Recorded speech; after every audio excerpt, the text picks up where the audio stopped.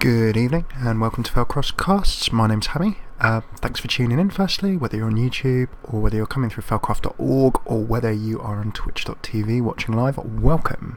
In the last couple of episodes we have been taking a look a little bit more into priest constructed decks. So we took a look through a priest deck, took a look through a few of the key cards of a priest deck, and then jumped straight into a quick ladder match just to show you roughly how it would work against a random opponent. This episode we're dotting back, we're going to go back to the arena and kick off a brand new arena. Now I've played with roughly about half of the decks at this stage, so we're going to take some of those deck building ideas like synergy, like tech, like mana flow and mana spread, and jump into a deck that I'm not too familiar with.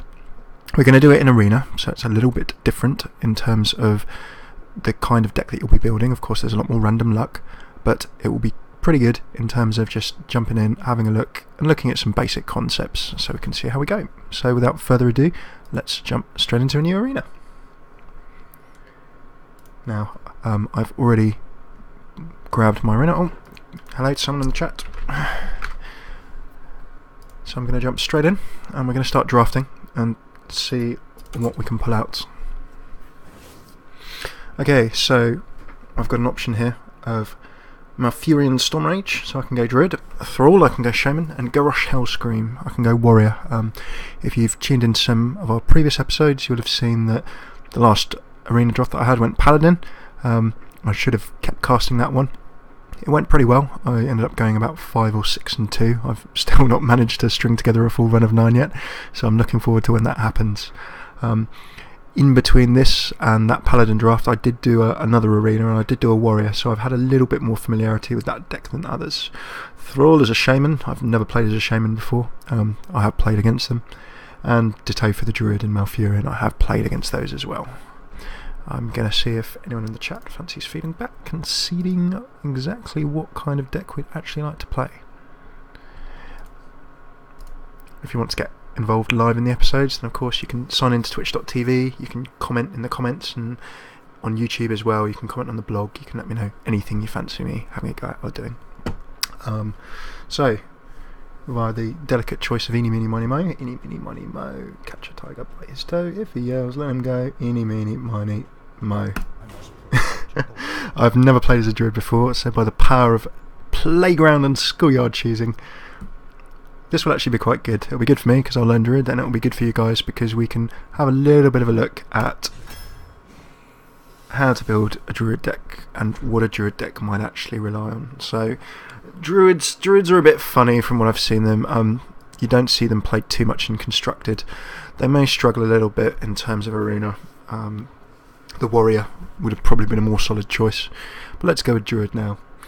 So what do I know about Druids?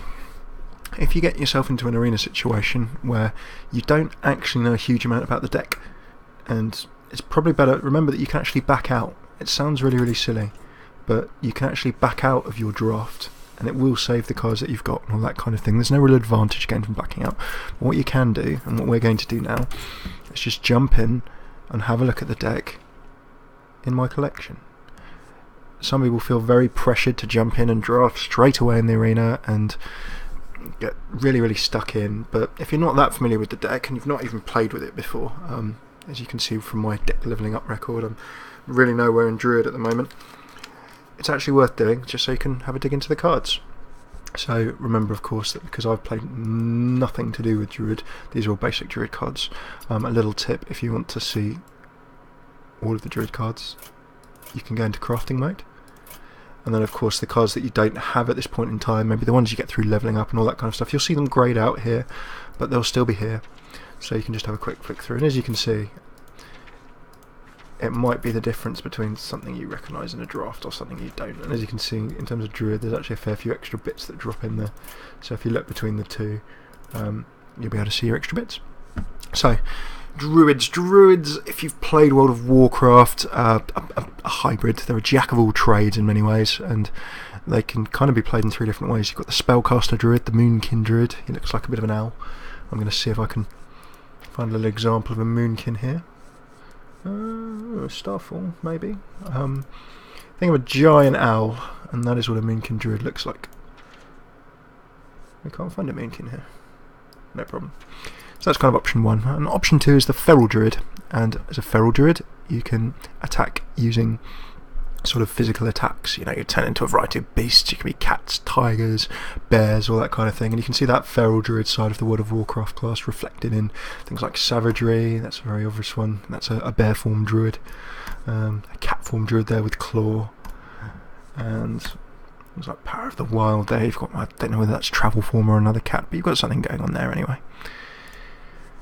That's sort of form number 2, and then form number 3, which you'll see in Druids, is kind of like the healing, buffing. So you've got Mark of the Wild there. There's probably, I think there was a card called Healing Touch.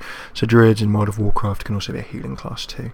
So, very simply put, you've got different options as a Druid. You can tune your deck one of a couple of ways. In terms of the Druid specific tool set, it's kind of quite split. It does let you do a little bit of everything. But in terms of what Druids can excel at, from what I've seen, they do have some pretty good fast buffs. So you can, with Claw for example, you can attack with your hero. You've got that kind of utility, much as if you're a weapons user. Mark of the Wild, you can, you know, quickly buff a minion. 2 mana for 2/2 and Taunt is a pretty effective buff. The 1/1 for the minions, as you can see, because that's all minions for 1/1, could work well with the Swarm deck. Innovate, 2 mana crystals for free. Basically with Innovate, and I think there's one other card, I cannot remember its name just now. I'm going to see if I can find it. Just Innovate. So with the Innovate option, naturally if you pack a couple of those in your deck, then you're going to be able to be whisking out some minions pretty early in the game, or high level spells, or all of that kind of thing. So a great way, and especially if you go second and if you have the coin as well, if you pull a couple of Innovates early on and the coin, you could be playing a 5 or a 6 mana card on your first couple of turns. Obviously it's quite hard for that combo to come out. It's just a luck of the draw type thing, but if you don't see it, then it could really be quite painful.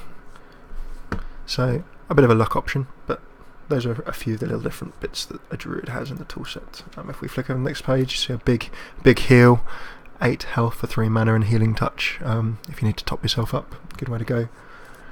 +4 attack, +4 health and Taunt. Again, continuing this Druid buffing minions theme as part of this sort of more resto Druid piece. 4 health and Taunt is an instant tank. 4 attack for 3 mana is pretty comparable with similar Paladin spells and things like that.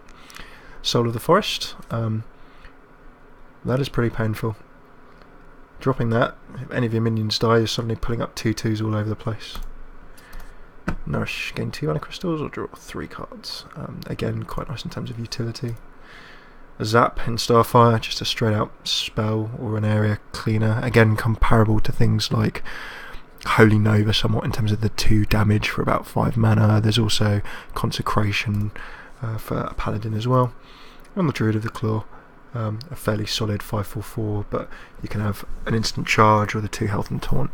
So again, you can see very, very similar to Mark of Nature, Druid of the Claw. You've got these cards which give you that sort of functionality, duality, kind of good options. Depending on the situation you're in, you can play one or the other as you see fit. Let's just drop into crafting mode. Have a look at what else you've got. You've still got Bite there as well as a rare. So 4 attack and 4 armor. The 4 armor is permanent note and the attack is just for the turn only. Keeper of the Grove, 2 damage or silence a minion. Again, going with the sort of dual options. The 2 damage, that could burst a Paladin's Bubble, that could drop off a minion. The silence is equally useful. You then don't have as much attack as you might expect from a 4 mana card, but that's jumping in there as well. Force of Nature, 2/2 Treants with charge that die at the end of the turn. I've not seen that a huge amount, but if you need to swarm over some things, get over some low level minions, swarm down something perhaps which requires 6 health to die, then that's an expensive way of doing it. Ancient of Law, so 2 cards or 5 health draw. Again, a 7/5/5. The 7 mana is the piece, but it's that utility in the late game. Do you need to heal your minions? Do you need to heal your hero? Do you need to draw those couple of extra cards? Again, I've not seen that huge amount in Druid decks. And the War Ancient, Taunt and 5 health or 5 attack. Scenarios. So again, you've got a global buff there. If you want to try and run a swarm deck or something like that, that's quite useful. 2/2 for your minions, or 2/2 treants with Taunt brings out those options. With 5 attack and with 8 health and 9 mana, he's an expensive late game drop, is Scenarios, but you do see in the rest of your deck and in the rest of your Druid toolkit that you do have some other things that you can drop in and make a bit of use of as well. So that's a very, very high level intro to a few of the tools that Druid has got in its kit. So let's jump into the arena and do a bit of drafting. How am I going to play? And remember that those are just the Druid specific minions. Druids can buff, they can heal, they can swarm, various bits and bobs out. With that in mind, I'm probably going to try and go, and it will very much depend on the luck of the draw as to how this goes. I might try and go for a sort of it's not a traditional deck, but I might try and go for an early hitting sort of Murloc-y type swarm style deck, because I've not really played one of those. So something that revolves around getting a lot of minions out early on, putting on a lot of pressure, trading a lot of things off. Mana Wraith will stop me getting those minions down. The Ancient Watcher is sort of a defensive choice. The Alarm Bot's a really random one, but I'm going to go for that to start with. I can swap that minion with a random one in the hand, so if it doesn't die I can have something else randomly from my hand that'll go in instead. Characters 2+ attack this turn. Savage Roar is a solid card. I don't need a Wisp. The Wind Fury Harpy is a later game pick. I can worry about it later, so I'll go with the Druid specific Savage Roar. Mad Bomber, always a dangerous one. A Direwolf Alpha works perfectly with my swarming minions theme, with adjacent minions having +1 attack. It's cheap. The Direwolf makes it in. Am I going to be taunting? I'm probably not going to be taunting if I'm swarming early on. The Argent Squire with the Divine Shield could be a trading option, but I'd probably like some Murlocs. Whether Murlocs will come up or not, of course, it's another matter entirely. So for an early game option, just in case my theme goes bad, I'm going to go with the Argent Squire. Power of the Wild, I'll give minions 1/1 or summon a 3/2 Panther. That fits with my early swarm theme. I mean, insta pick. I've got a tough decision here. The utility of Spellbreaker with that battle cry of silencing a minion can come in handy so many times, but then again, in terms of swarming, getting a Silverhand Knight who summons a 2/2 Squire is also good. This is going to be a fairly aggro heavy deck. I'm also going to want a lot of draw. I need to draw out those cards, get them on the deck quickly and cheaply, swarm away. So for that reason, I'm going to go with the Silverhand Knight as a later game option. Ooh, we're being stacked with interesting cards here. The Children Yeti really isn't a swarm card, but he's a perfect kind of level. That 4 health is very key against priest decks, by the way. If you're too low, you get into Shadow Word Pain. You can be destroyed by a 3 or less attack card in Shadow Word Pain. So the Children Yeti is 4. He's not vulnerable to Shadow Word Pain. If it's 5 or attack above, then you're vulnerable to a priest Shadow Word Death. And again, the Chillwind Yeti, Skill Wind or Trade Wind Yeti, sits right in the middle, and that health is chunky as well. Stormwind Knight with his charge, 2 hits. The charge is the main piece, he really suffers on the attack, and the Ironbeak Owl is just that early game silence for pinging something away, or even late game can be pretty handy. It's a drop that will do some pieces. It fits okay with the swarming theme. I don't have anything in the 4 gap, so just as insurance, Chillwind makes it in. Enraging, I don't have a weapon.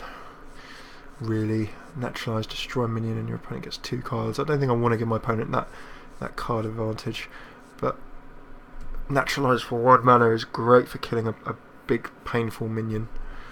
And the Direwolf, I'm going to go with another Direwolf for the time being because it fits my swarm theme. Swipe deals 4 damage to one enemy, 1 damage to one other enemy, so I've got spell damage. I'm not going to be casting spells. The Divine Shield, Silvermoon Guardian is kind of a good mid-game card as well. So in terms of my theme, swiping something, clearing the board could be quite good as well. For that reason, I think I'm going to go with Swipe. Aha, now we get going.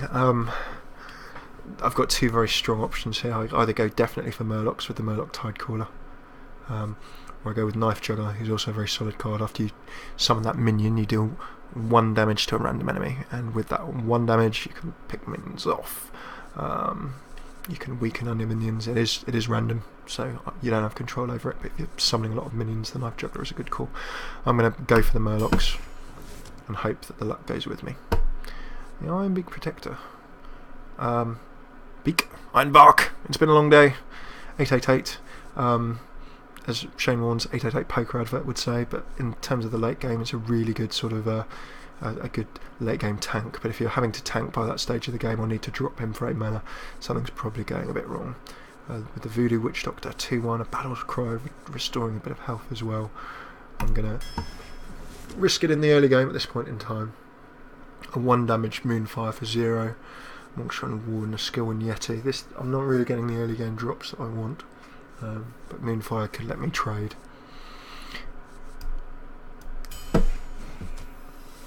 Chillwind gets in to bulk out my late game a bit. It might be that I have to draft a whole bunch of early game stuff in a hurry. There's another Murloc. Battlecry give all the Murlocs 2 health. He comes in good. What do we have here? I don't need a Snapjaw. 1-1 for each other friendly minion on the battlefield. That fits in well with my swarming Murlocs thing. So the Warlord gets the nod. Faceless Manipulator. Copy a minion. Force of Nature. 2/2 Trounce with charge that die at the end of the turn. It's a fun way late game.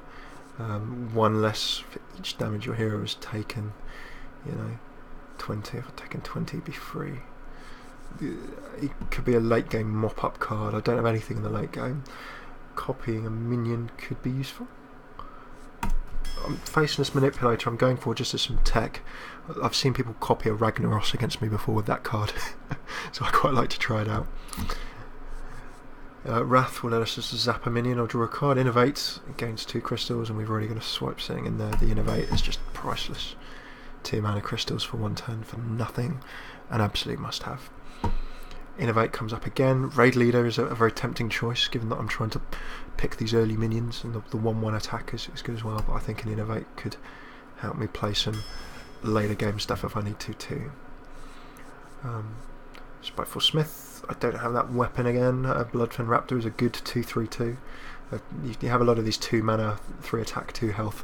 They're sort of trading cards, pardon the pun. In the early game you'll drop them and they'll generally be traded with something else to try and keep your board clear and keep everything stuck down. And then the Scarlet Crusader is a similar trading card, but she trades the 1 health for the Divine Shield, in essence, for the extra mana. So you can attack once, pop something off, and then attack again. Looking at my curve, I need more out earlier. Although the Scarlet Crusader is tempting because of that trade. I'm going to go with the Scarlet Crusader.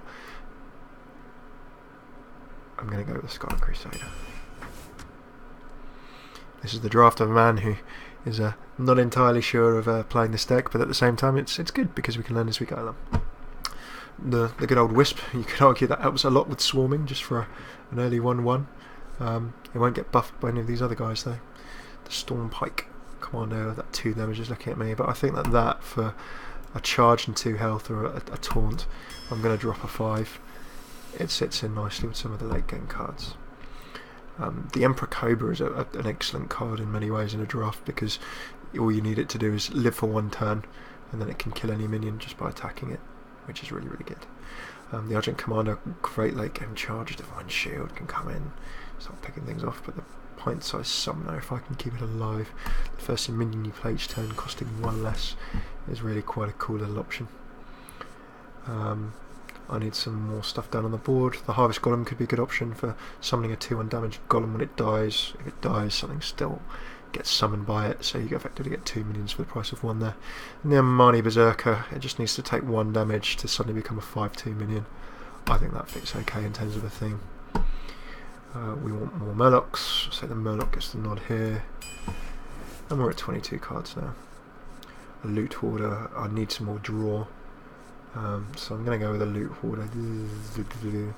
Naturalize is a good tech card. Loot Hoarder would just let me draw a card. I think I need some draw.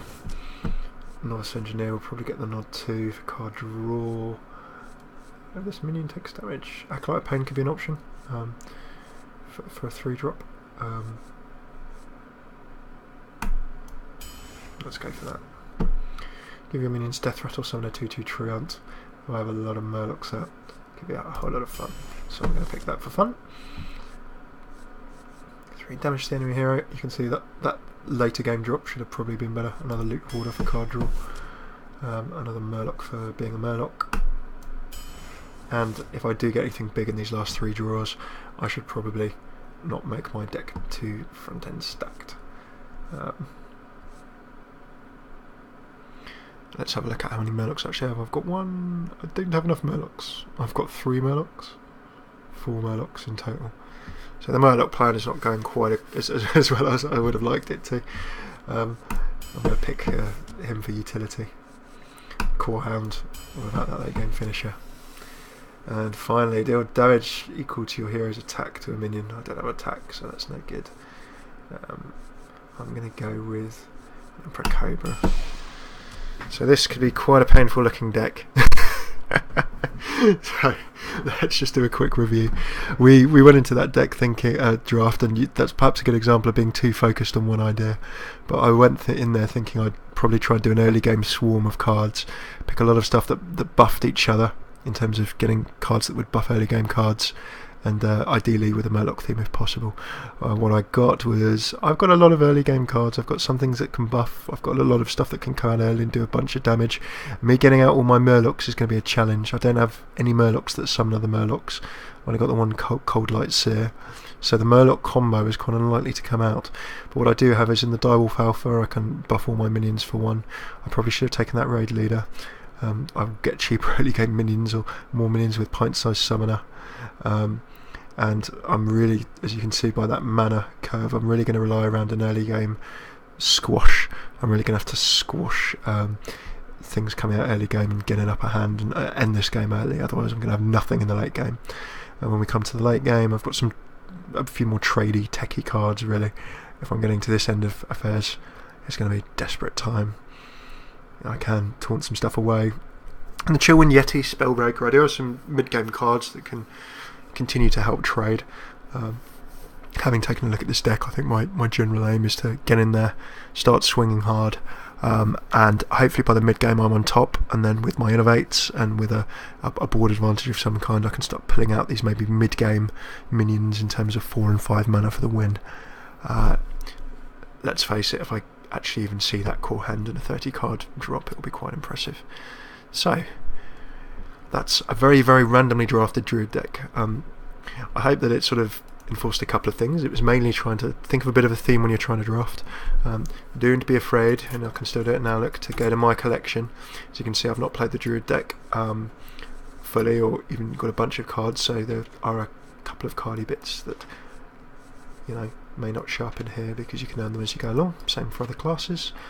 But it's good to jump out, have a look at the deck a bit, see what's going on there, maybe play against it if you want to in terms of practice mode as well. And then when you do come into an arena, and generally speaking I'd probably master or level 20 at least one class before you jump into the arena, or have a little flirtation or dalliance, have a little play in each one.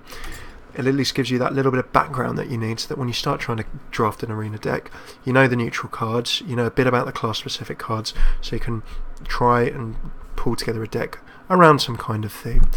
Even if you haven't played a load of that particular deck, you are in arena going to get a bunch of stuff that comes up that you're not familiar with to start with, until you've level 20'd every single hero, and you're a master of all you survey, and you know all of the cards back to front.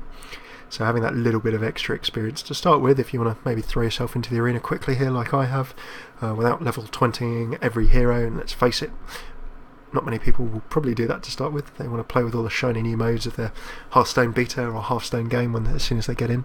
So those are a couple of tips that I hope you got something from in terms of jumping into my collection, having a look at the cards in the deck, and then when you're actually drafting in the arena, trying to go in much the same as building a constructed deck with some kind of theme, jumping in and saying, right, you know what, if the draft looks okay, if I get the cards coming up, maybe I'll go for this.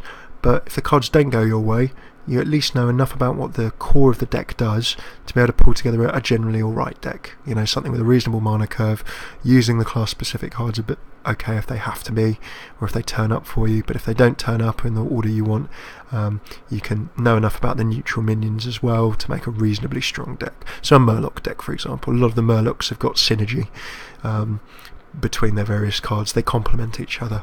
Bluegill Warrior has charge as a Murloc. You've got a Murloc Tidecaller.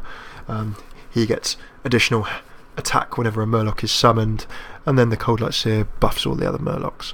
So if you have a combo of those cards, the more Murlocs you get on the field, the more it's helping you, very, very simply. Again, having a good knowledge of the general sort of good quote-unquote cards that if they come up in the draft, your theme's maybe not going, you'll probably find some kind of use for them somewhere or another. So examples of that, the Emperor Cobra in draft isn't too bad a one. A quick little trade, you could attack a Ragnaros, you could attack a 10 health, 10 attack, 10 health minion, but it'll get destroyed by the Emperor Cobra if you can keep it alive for a go. Chillwind Yeti is an interesting example. Has had a bit of use in, you know, constructed your own created decks as well as draft, just because of that magic 4 health.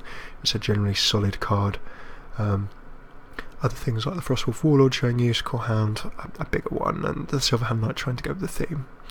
So that is a very quick Hearthstone half hour, but that ends our very, very sort of brief fumbling and a bit of a feel through as a new player, how we might go drafting an arena deck that we have a little bit less experience of, in my case hardly any whatsoever, going in with a theme, jumping out and using my collection if necessary, remembering that you don't need to draft straight away, you can back out and come back in, and making sure that you know enough about the basic core cards of the class or the hero, combined with a reasonable knowledge of neutral minions, to pull together a deck, whether the luck of the draw falls with you or not, whether you get your favourite hero or not that you know back to front, or whether you get a slightly more random hero that you've only played against or have less experience with, you're still going to have enough general knowledge to pull together a deck that, if things go well, should be able to compete.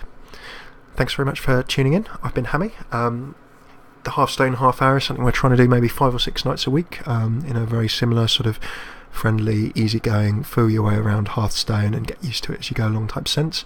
Hopefully something for new players if you've never played card games. If you have played card games but aren't familiar with Warcraft or Hearthstone, there'll be something for you here as well. We also do League of Legends videos and some StarCraft videos too, and we're looking to move into Hero of the Storm when it gets into alpha or beta testing, if we are so lucky as to get in. Above all, would really, really appreciate, I'm just going to duck out into the stream and put up my end frame. There we go. So, above all, we really, really appreciate it if you can give us a bit of feedback as to how we're doing, what you like, what you don't like, whether you're watching this on Twitch, whether you're watching live, if you're on our website, jump on in, give me a shout, really appreciate comments on there, or if you're on YouTube, if you like it, like, if you dislike, that's fine, just dislike and let us know why. Would you like to see different content? Am I just really, really annoying? These are all things that would be really, really good to know. Maybe not the annoying one, let's be kind, it's been a long week, but really, really good to hear, just so we can make bigger and better content for you and keep it coming regularly. Thanks very much for tuning in. Next episode, what we'll do is take that newly created Druid deck for a bit of a spin, see how it does. I've been Hammy, and just to remind you, you can find us at felcroft.org. Our Twitch channel is twitch.tv/felcroftcast. If you're watching on YouTube, you can sign up on Twitch, you can get emails when we go live, you can see the entire archive there too, and if you follow us on Twitter at felcroftcasts, you'll also see when we go live as well. And to top it off, we're youtube.com/casts. If you're watching live on Twitch or on Twitch, you can also see our archive on YouTube as well. Thanks very much for tuning into the Hearthstone Half Hour, and